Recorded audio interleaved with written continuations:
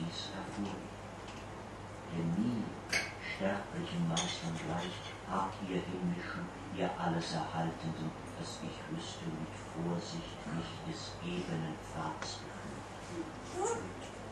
Alles prüfe der Mensch, sagen die Himmlischen, dass er kräftig genährt, danken für alles lernt und verstehe die Freiheit aufzubrechen, wohin er will.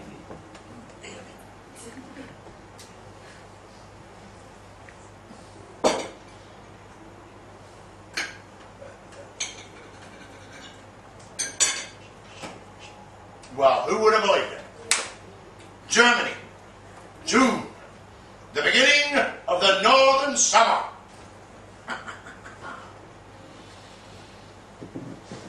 A new lease of life for a weary, trounced-upon poet. The Ernest G. Moll Poetry Prize for Forgotten Genius. 25,000 euros!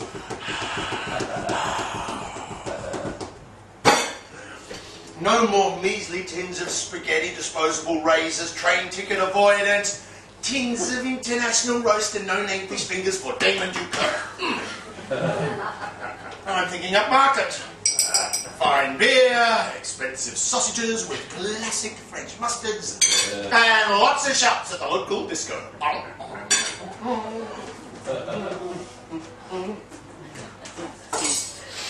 It's 2008. I feel like John Travolta reincarnated.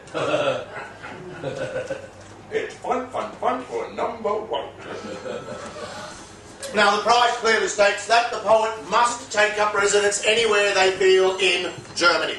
Now, a more spendthrift and fashion-conscious scribbler may head straight to Berlin, or maybe Munich, Cologne, or even Dusseldorf, where the rent is exorbitant, often crushing. How distracting these big cities can be. What could be worse than overinflated rent and writer's block, all in the name of effete romanticism? The emerging poet, unable to rise from his piss-soaked single because he's got the weight of German literary history bearing down upon him with Goethe over his left shoulder, Hess weighing down on his right, and a genius like Hölderlin slamming into his under-exercised front. But there is none of that here in Viva. In the pubs, the locals talk about bird shooting and third division soccer. They smoke these enormous cigars that never leave their lips all day. Yesterday I travelled 200 kilometres south for dinner with 3 generations of my ex-girlfriend's German family. Tried one of the cigars, eventually leaving it on the windowsill overnight. When I awoke in that sluggish grey dawn, it didn't even need relighting. Try that with your Weet-Bix.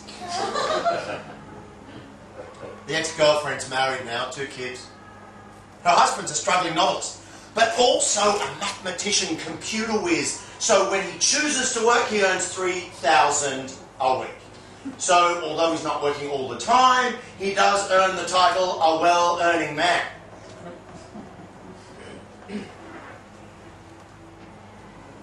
As I lay there on the couch that night thinking about his finely honed technique, his income, and the woman he was in bed with, I had to grit my teeth as the smoke curled around the stereo.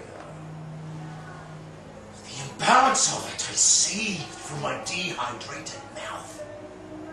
These left brain, right brain aristocrats with their genetic superiority against me, bunions.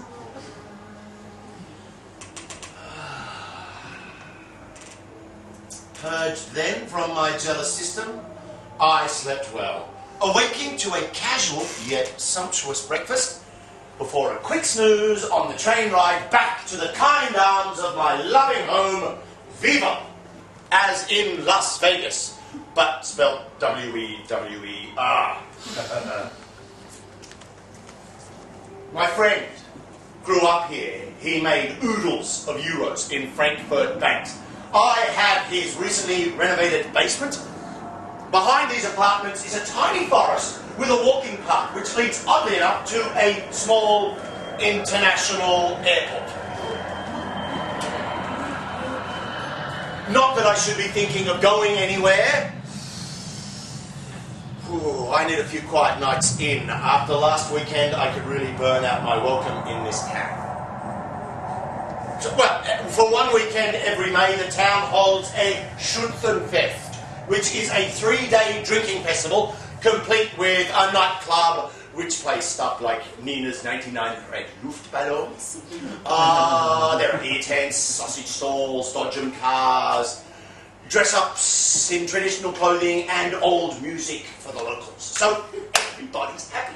Now, Frankie came back from Frankfurt and we hit the festival with wild abandon, often getting to bed around 6 a.m. before rising again at midday, taking a dip in the local pool, and then hitting the beer tent again round about 2. On Saturday night, I fell asleep in the middle of the road of my luckily quiet street. On Sunday night, I was so numb from beer, and at other times so delirious with exhaustion, that the DJ was moved to announce during a version of Oasis's What's the Story Morning Glory, "Look at Dukirk! Yeah, look at Dukirk! Ah, he's been at our festival for 3 days, drinking beer, eating sausages, riding the dodgers, and trying to find a woman. And now in the last few hours, he has his arms around 2 men. Yeah, uber irony!"